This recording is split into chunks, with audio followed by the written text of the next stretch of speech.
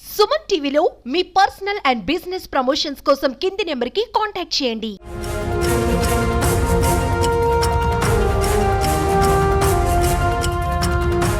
నిన్న వైకుంఠ ద్వార దర్శన టోకన్ల జారీ కేంద్రం వద్ద జరిగినటువంటి తొక్కిసలాటలో క్షతగాత్రులు ఈ ఒక్క స్విమ్స్ హాస్పిటల్లో చికిత్స పొందుతున్నారు. ఇప్పటికే 6 మంది చనిపోయినట్టు ధృవీకరించినటువంటి నేపథ్యంలో మరికొంతమందికి సీరియస్గా ఉన్నట్టు తెలుస్తుంది. దాదాపు 20 మందికి పైగా ఇక్కడే చికిత్స పొందుతున్నారు. అయితే ఇవాళ సీఎం చంద్రబాబుతో పాటు డిప్యూటీ సీఎం పవన్ కళ్యాణ్, లోకేష్, మిగతా మంత్రులు కూడా రాబోతున్నారు. దాంతోపాటు కూడా ఇప్పటికే పెద్ద సంఖ్యలో ఎమ్మెల్యేలు కూడా ఇక్కడికి చేరుకుంటున్నారు. అయితే నేను జరిగినటువంటి ఘటన నేపథ్యంలోనే ఒక్కసారిగా అటు భక్తుల్లో కూడా ఆందోళన నెలకొంది. అంటే 3 రోజుల పాటు ఇవ్వాల్సినటువంటి ఏదైతే టికెట్లు జారీ కేంద్రాల వద్ద దాదాపు 9 కేంద్రాలు ఏర్పాటు చేశారు. 91 కౌంటర్లలో నిన్న పకడ్బందీగా నిర్వహించాలని చెప్పి కూడా మొదట భావించారు. అయితే అక్కడ పోలీసు అదే రకంగానే టీటీడీ సమన్వయ లోపం కారణంగా ఈ ఘటన జరిగినట్టయితే చాలా స్పష్టంగా తెలుస్తోంది.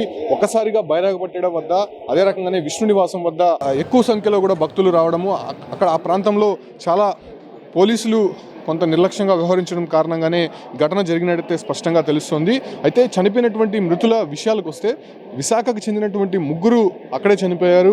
ఏదైతే రజనీ అనేటువంటి ఒక మహిళ, లావణ్య, శాంతి అనేటువంటి 3 మహిళలు. అదే రకంగానే తమిళనాడు మెట్టు సేల్వం చెందినటువంటి మల్లిక అనే మహిళ చనిపోయింది. అదే రకంగానే కర్ణాటకకు చెందినటువంటి నిర్మల అనేటువంటి మహిళ, నర్సీపట్నం చెందినటువంటి నాయుడు బాబు. అంటే 5 మంది మహిళలు చనిపోయారు, ఒకరు పురుషుడిగా ఉన్నారు.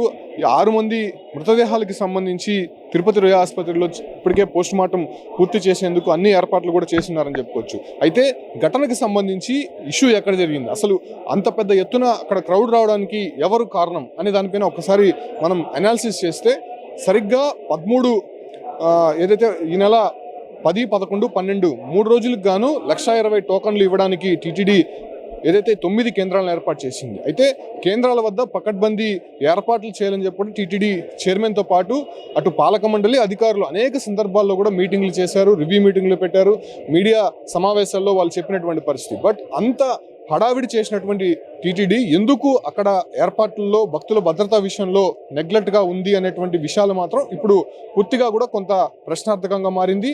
అంత పెద్ద ఎత్తున క్రౌడ్ అక్కడికి వచ్చినప్పుడు అక్కడ బైరాగపట్టెడు మనం ఒకసారి గమనిస్తే ఏదైతే స్కూల్ రామానాయుడు స్కూల్ నుంచి కొంత దూరం వరకే క్యూ లైన్లు ఏర్పాటు చేశారు.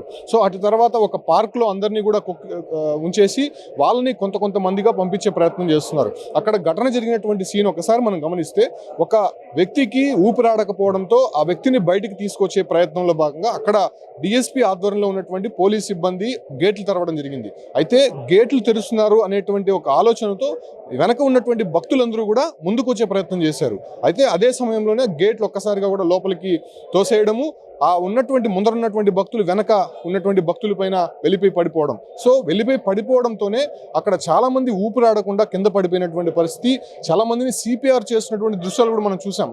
సో సిపిఆర్ చేసినప్పటికీ కూడా అక్కడ వాళ్ళు ప్రాణాపాయ స్థితిలో ఉన్నప్పటికీ కూడా కేవలం అక్కడ ఉన్నటువంటి 108 కూడా అక్కడ లేకపోవడం, 108లు అక్కడ ఉన్నప్పటికీ ఆ డ్రైవర్లు కంప్లీట్గా ఎక్కడో దూరంగా ఉండడము. సో వాళ్ళందరూ కూడా క్షతగాత్రులను తరలించే ప్రయత్నంలో కొంత ఆలస్యం అవడము, దీంతోనే మృతుల సంఖ్య పెరగడానికి ప్రధాన కారణంగా మనం చెప్పచ్చు. ఒకటి పోలీసులు, ఒక డిఎస్పీ ఆధ్వర్యంలో జరిగినటువంటి నిర్లక్ష్యము, మరొకటి 108 సిబ్బంది చేసినటువంటి నిర్లక్ష్యం. ఇప్పటివరకు ప్రాథమికంగా తెలిసినటువంటి నివేదిక ఇది. మళ్ళా అక్కడ ఉన్నటువంటి భక్తులు కావచ్చు, అంటే వాళ్ళ మాటల్లో అయితే మాత్రం అక్కడ ఉన్నటువంటి పోలీస్ సిబ్బంది అంతా కూడా, టీటీడీ సిబ్బంది అంతా కూడా ఉదయం నుంచి కూడా మమ్మల్ని పట్టించుకోవట్లేదు, క్యూ లైన్లో ఉదయం పంపించిన తర్వాత అక్కడ కనీసం కొన్ని వసతులు కూడా లేవు, కనీసం బాత్రూమ్కి వెళ్ళడానికి సదుపాయాలు కూడా లేనటువంటి పరిస్థితి అక్కడ ఉందని కూడా స్పష్టంగా భక్తుల మాటలను మనం విన్నాం. ఒక్కసారిగా టీటీడీ అదే రకంగా పోలీసుల పైన ఎలా విరుచుకుపడ్డాడో మనం చూసాము.